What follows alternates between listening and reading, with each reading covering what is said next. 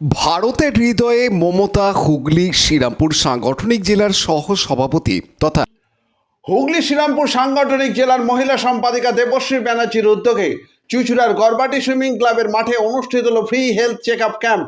সঙ্গে ছিল গুণীজন ও সাংবাদিক সম্বর্ধনা।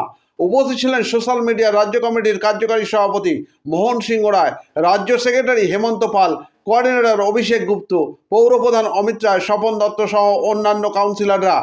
অনুষ্ঠানের শেষে 2026-এর বিধানসভা নির্বাচনে কিভাবে কাজ করতে হবে সেই বিষয় নিয়ে আলোচনা হয়। পরে আজকের অনুষ্ঠান সম্পর্কে জানান সভাপতি, সহসভাপতি ও coordinator. Bureau report, Chinsurah news. Social media Hooghly Serampore সাংগঠনিক এবং আরামবাগ সাংগঠনিক জেলা বাংলার হৃদয় মমতা অভিষেক যৌথ উদ্যোগে আজকে চুঁচুড়ার তালডাঙ্গা গড়বাটি এলাকায় একটি 30 নম্বর ওয়ার্ডে হুগলি শ্রীরামপুর সাংগঠনিক জেলার এবং হুগলি তৃণমূল মহিলা সম্পাদিকা দেবশ্রী ব্যানার্জির যৌথ উদ্যোগে আহ্বানে আজ এক স্বাস্থ্য হেলথ চেক আপ ক্যাম্প, সাংবাদিক সংবর্ধনা, গুণীজন সংবর্ধনা এবং বেশ কিছু সাংস্কৃতিক অনুষ্ঠান ইত্যাদি সমস্ত কিছুই অনুষ্ঠিত হলো। আজকে এখানে উপস্থিত ছিলেন মানুষের কাছে পৌঁছাতে পারবে। এখনকার দিনে সোশ্যাল মিডিয়া ছাড়া আমরা বাঁচতেই পারি না।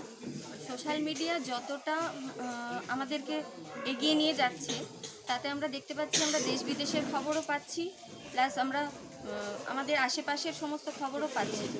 নিশ্চয়ই আমরা সোশ্যাল মিডিয়ার দ্বারাই অনেক দূর এগিয়ে গেছি।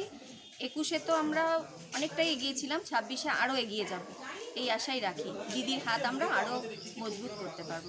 আপনার নামটা? আমরা হুগলি পৌরসভা 30 নম্বর ওয়ার্ডে দেবশ্রী ব্যানার্জি ও আমাদের জেলা সম্পাদক হয়েছে, জেলা সম্পাদিকা হয়েছে। ওকে একটা দায়িত্ব দিয়েছি, তুমি একটা ছোট্ট করে প্রোগ্রাম করো। খালি মেনলি প্রোগ্রামটা হচ্ছে আমাদের সাংবাদিকদের সম্বোধনা, এইটার থেকে আমরা শুরু করেছি। আর আমরা এটা দিয়ে শুরু করব। আগামী দিনে আমরা আরও বড় বড় প্রোগ্রাম করব এবং স্বাস্থ্যমন্ত্রী যা দেখলাম তাতে 50 জনের মতন দিয়েছে, 50 জনের মতন হয়েছে। সবাই ফ্রিতে হচ্ছে টোটালটা। সেটা দেবশ্রী ভালো জানে ও কী রেখেছে, ও সেটা বাকিটাও বলে দেবে।